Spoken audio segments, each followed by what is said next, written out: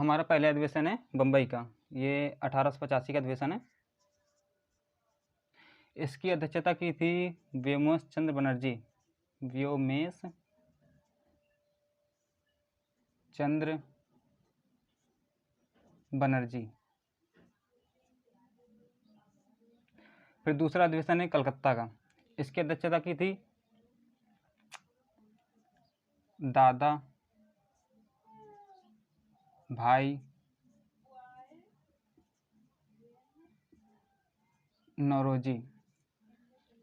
अब हम पहले लिख लेंगे इनको, फिर इसके बाद में हम बताएंगे तरीका कि याद कैसे करना है। फिर इसके बाद तीसरी अध्यक्षता मद्रास की अध्यक्षता की थी बदरुद्दीन तैयब, बदरुद्दीन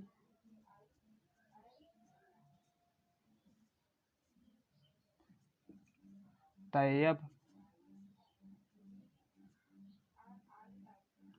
बदरुद्दीन तैयब जी, इसी के साथ में लगा लेते हैं, बदरुद्दीन तैयब जी। ये इलाहाबाद की अध्यक्षता की थी जॉर्ज यूल, जॉर्ज यूल। फिर कलकत्ता की अध्यक्षता,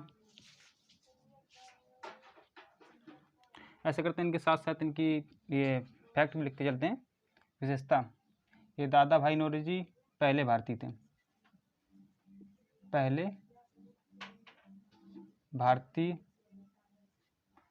अध्यक्ष। ये बदरुद्दीन तैयब जी पहले मुस्लिम अध्यक्ष। जॉर्ज यूल ये प्रथम अंग्रेज थे, प्रथम अंग्रेज अध्यक्ष। फिर कलकत्ता की अध्यक्षता की थी, कलकत्ते के भी याद नहीं आ रहा, इसका लिख लेते हैं।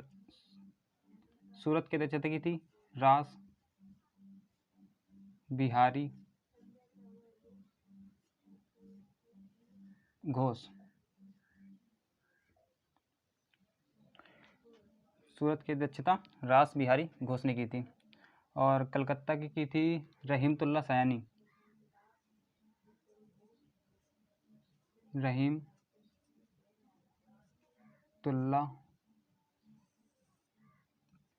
सयानी। ये रहीमतुल्ला सयानी, इनके समय खास बात है कि इनके समय राष्ट्रीय गान गाया गया था, राष्ट्रीय गीत रे।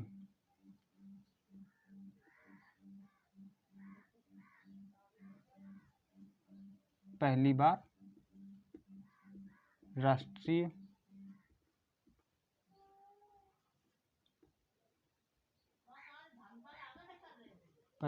गीत गाया गया था। फिर सूरत अधिवेशन, इसकी अध्यक्षता रास बिहारी घोष ने की थी। और इसमें इसकी खास विशेषता क्या है, इसमें कांग्रेस का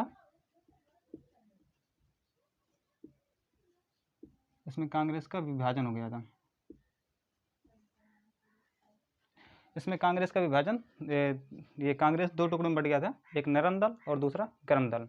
जिसके गरम दल के नेता थे उग्र, जैसे कि सुभाष चंद्र बोस, चंद्रशेखर आज़ाद ऐसे। और नरम दल के नेता थे जो बड़ी उम्र के थे और जो शांति चाहते थे, वो नरम दल के नेता थे।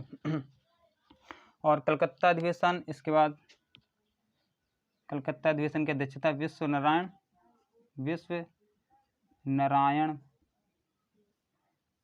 ने की थी। और इनके समय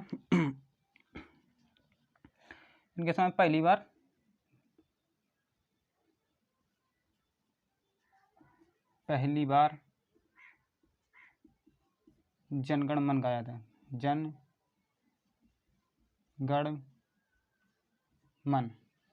जनगण मन ये राष्ट्रगान गाया गया था। फिर लखनऊ अधिवेशन, इसकी अध्यक्षता की थी अंबिका चरण मजमूदार।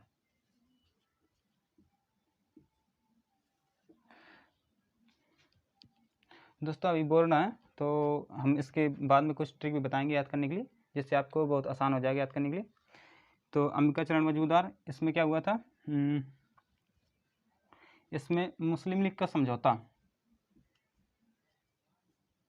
मुस्लिम लीग का समझौता। फिर अगला है कलकत्ता अधिवेशन, इसमें की थी अध्यक्षता एनी बेसेंट। Annie Besant. अरे दोस्तों, हम इसके सन भी लिख देते हैं जिनके खास का सन है, जैसे कि कलकत्ता अधिवेशन 1896, सूरत अधिवेशन 1907, कलकत्ता अधिवेशन 1911, लखनऊ अधिवेशन 1916 और ये वाला है 1917 का, इसमें एनी बेसेंट अध्यक्षता की थी। ये क्या थी? पहली महिला अध्यक्ष थी, पहली महिला अध्यक्ष। अभी तक आप देख सकते हैं ऊपर से नीचे तक कि अभी तक कोई महिला अध्यक्ष नहीं बनी थी। किसकी? भारतीय राष्ट्रीय कांग्रेस की। ये पहली महिला अध्यक्ष एनी बेसेंट। फिर इसके बाद हुआ कानपुर अधिवेशन 1924, इसकी अध्यक्षता की थी, इसकी अध्यक्षता याद नहीं आ रहा। इसके बाद ये लिख लेते हैं लाहौर अधिवेशन 1929 का, ये कानपुर का किया था सरोजनी नायडू ने, याद आ गया, सरोजनी नायडू,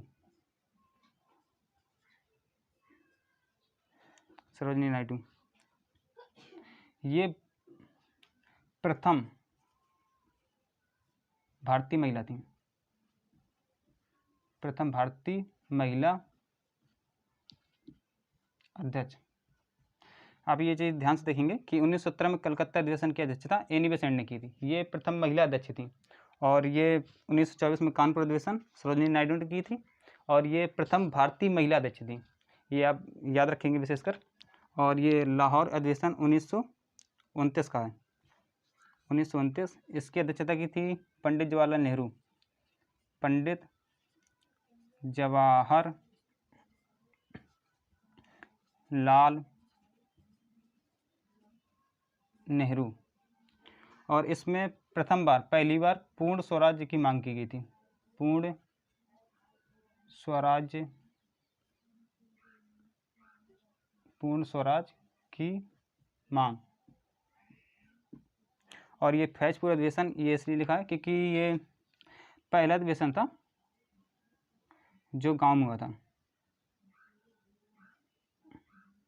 अरे गांव का एक मात्र अधिवेशन। इसकी अध्यक्षता भी पंडित जवाहरलाल नेहरू ने की थी। हम इनको अब याद करने की ट्रिक बता देते हैं। देखिए, जैसे कि पहला अधिवेशन है 1885 का बम्बई में, और इसकी अध्यक्षता की थी विमेश चंद्र बनर्जी ने। तो हम याद कैसे करेंगे? ये बा, इसमें आगे वाह है, तो बा से रिलेट करके याद कर लेंगे। फिर दूसरा नंबर है कलकत्ता अधिवेशन, दादा भाई नौरोजी, ये पहले भारतीय अध्यक्ष थे। कलकत्ता, जैसे कलकत्ता मानो कि बड़ा शहर है और इसमें बड़े बड़े दादा पाए जाते हैं, ठीक है, तो उस समय मान लेंगे कि कलकत्ता के दादा भाई नौरोजी, कलकत्ता से, और दादा रिलेट करेंगे कि कलकत्ता की अध्यक्षता दादा भाई नौरोजी ने की थी।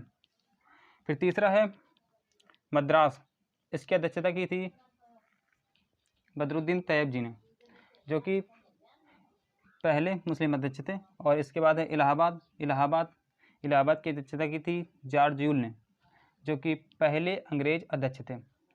फिर इसके बाद ये सन यहाँ से इंपॉर्टेंट हो जाते हैं, यहाँ से इतना बहुत ज़्यादा, यहाँ तक तो ये ऐसा है कि ये नाम भर इतने इंपॉर्टेंट रहते हैं कि मतलब ऐसे आता है कि पहले भारतीय अध्यक्ष तो कौन थे, तो इनका आंसर हो जाएगा दादा भाई नौरोजी, पहले अंग्रेज अध्यक्ष जॉर्ज यूल, पहले मुस्लिम अध्यक्ष बदरुद्दीन तैयब। और इसमें नीचे वाले में आपको सन भी याद करके रखने पड़ेंगे। जैसे कि 1896 का कलकत्ता अधिवेशन, इसकी अध्यक्षता की थी रहमतुल्ला सयानी, पहली बार इसमें राष्ट्रीय गीत गाया गया था।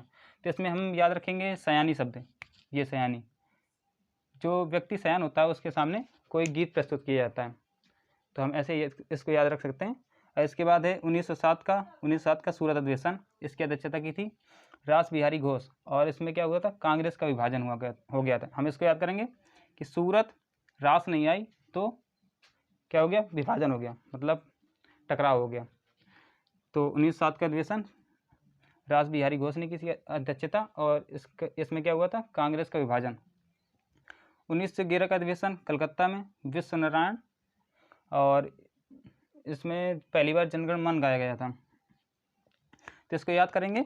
ये जो विश्व के नारायण होते हैं, जो कोई देवी देवता हैं, उनके सामने हम क्या गीत या कोई गान प्रस्तुत करते हैं, तो इनके सामने क्या किया गया था, राष्ट्रीय गान प्रस्तुत किया गया था। और इसमें एक चीज़ और, ये अड़ा और ये अड़ा, इनसे हम याद रख सकते हैं। फिर उसके बाद है 1916 का लखनऊ अधिवेशन, जिसकी अध्यक्षता की थी अंबिका चरण मजमूदार, और इसकी खास बात है मुस्लिम लीग की समझौता इसी अधिवेशन में हुई थी। तो इसको हम याद करने का तरीका बता दें। जैसे कि समझौता कब होता है, जब एक व्यक्ति दूसरे के सामने झुकता है या चरण छूता है, ठीक है। तो इसमें क्या होगा, जब अंबिका चरण मजमूदार के समय मुस्लिम लीग का समझौता हुआ था। इसके बाद 1917 का कलकत्ता अधिवेशन, इसमें एनी बेसेंट ने इसकी अध्यक्षता की थी, पहली महिला अध्यक्ष थी।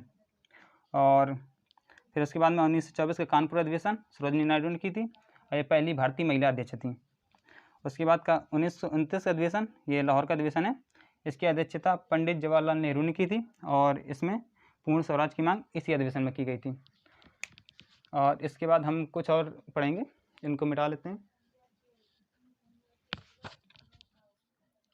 अब हम बात कर लेते हैं इसकी स्थापना और इसकी अध्यक्षता सबसे सर्वाधिक कहाँ पर हुई, और इसकी स्थापना के समय कौन सा गवर्नर था। तो सबसे पहले इसकी स्थापना की बात कर लेते हैं। इसकी स्थापना हुई थी 28 दिसंबर 1885, और इसकी स्थापना की थी A.O. ह्यूम। इसकी स्थापना A.O. ह्यूम ने की थी, और इसके समय वायसराय कौन था, इसके समय वायसराय था लॉर्ड डफरिन। और इसकी सर्वाधिक